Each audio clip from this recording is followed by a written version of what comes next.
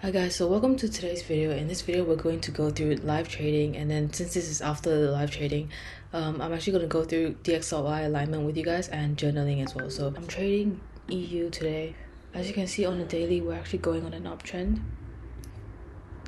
Overall, the long-term draw I expect it to go down to this daily fair value gap right here.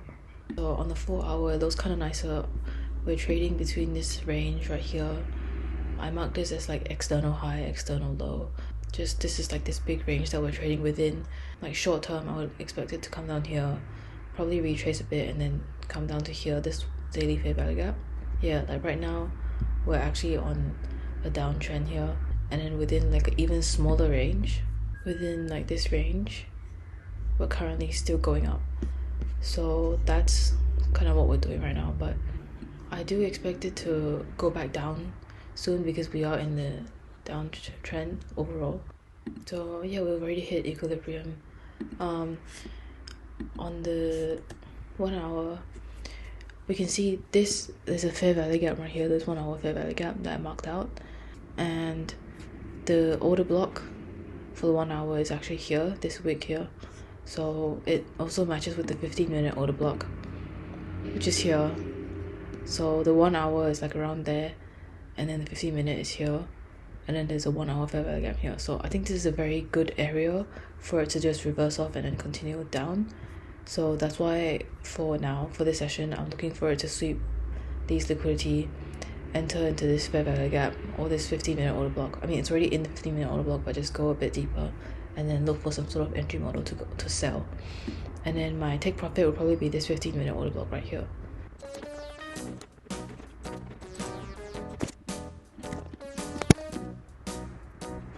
Okay, so we've just taken out this buy side liquidity heading into this 1 hour fair value gap.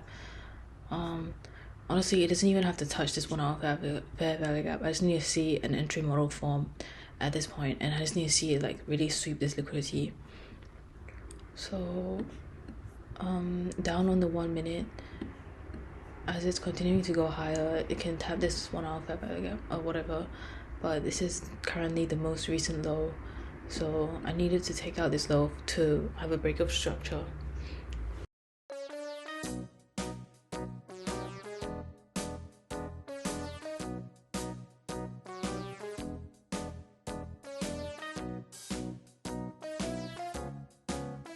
So we did create this fair value gap right here, but I haven't entered yet, just because I want to see it respect the fair value gap, but obviously it just like disrespected it. So yeah, because this is like this break of structure is not, it's still very, it's not like a very prominent low that's being broken. It's just like a very weak, like it's just like a very small low here. If it was to break this low and create a fair value gap, that'll be fine, but if it only breaks that low and creates a fair value gap, then I would kind of need to see another break of structure before entering. So this is kind of the time where you kind of just have to be a bit more patient. I haven't entered yet, but I just think it can probably go higher, because if you look on the DXY still has a lot more room to go lower, which means if DXY goes lower and EU is correlating inversely to that, it means EU can still go higher, which it does have more room to go higher. So that's why I just have to wait a little bit, because it can still go a bit higher here. GU as well. If you look at GU, like, yeah, we swept this liquidity, but there's no like zones right here, to be honest.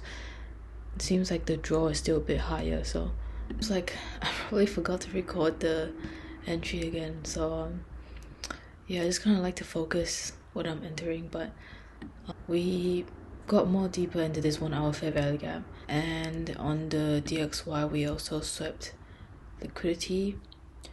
And so when we had this break below this low, we formed this fair value gap right here, and then when it re-entered the fair value gap, I entered around there and then stops above this high and take profit just at that 15-minute order block, as I showed before. Seems so right. I'm just a bit like, don't really like the fact that DXY is not in this zone, but we already swept this liquidity, so it can go higher from here for DXY because it's also in this fair value gap here. So I think it's alright for now. Guys, I just realized I didn't really do like proper analysis on GU, but low-key GU looks a bit better today, but it's fine, I guess. We've got this very clear break below, and then this fair value gap, and then wicked right into the fair value gap before going down. So honestly, GU probably would have been a better one to trade for today, but like it doesn't really matter, I guess, because they're kind of the same.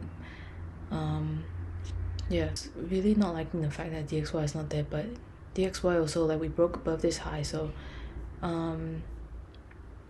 yeah, like if we can get like some sort of closure above this high, it will be very confirmed.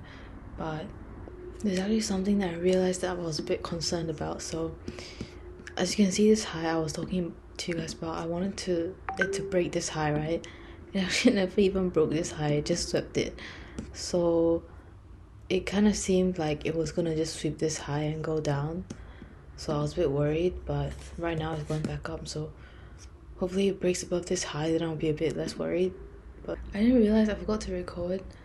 So basically we got stopped out, and I basically, when we shorted here, I moved my stop loss to break even at around this stage. So around here we got stopped out at break even, and it was around this stage on the DXY part. You can see this was just like a quick liquidity sweep. We went up here, we grabbed some liquidity, and we just continued down to this order block right here. So since it didn't get into this order block first, when I took a short on EU, it was around here. So yeah, like we didn't have DXY confirmation, which is why we went down for a bit and then we went up. It took me out and then it continued to go down.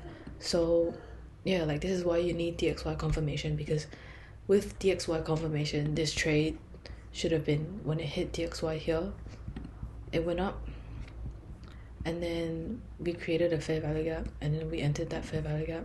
I mean, it's on a 5 minute, but there's a 1 minute fair value gap as well. So yeah, like this would have been a better entry.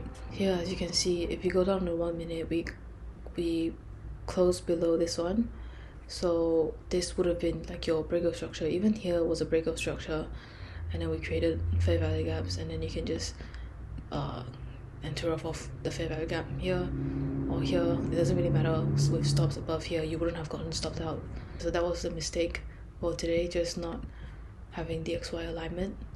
And in the next section, I'll show you how I journaled this trade down. So welcome to the journaling part. So I actually just use Notion.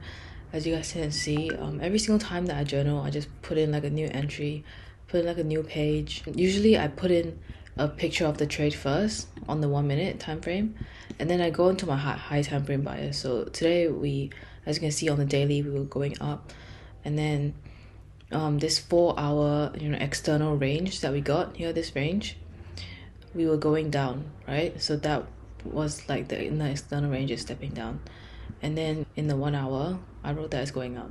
So that's what I saw, and this is all within this higher time frame bias. So I always have higher time frame bias, and then I have confluences, and then if there is if it's a loss, I have mistakes, and if it's a win, then I have like improvements or something. So there's always like 3 sections to my journaling.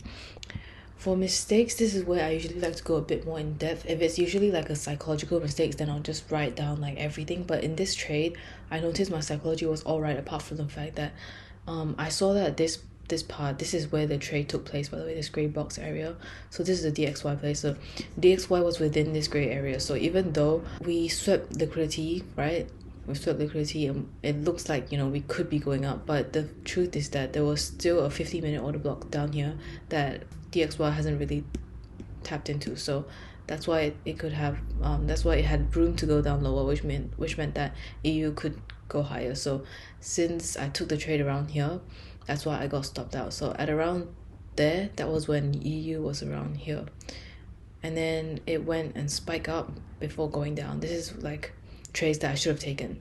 But alternatively, since it was a low probability trade that I knew it was a low probability trade, I could have taken partials at around here where it was at least a 1 to 2. But that's like some journaling tips right there, some stuff that you should write down for your trade, just let me know if you guys have learned something, because I think there's some important lessons today here about taking partials, about DXY, and just about like writing down stuff in your journal. So yeah, like if you guys enjoy this kind of videos, just let me know and I'll continue to do more.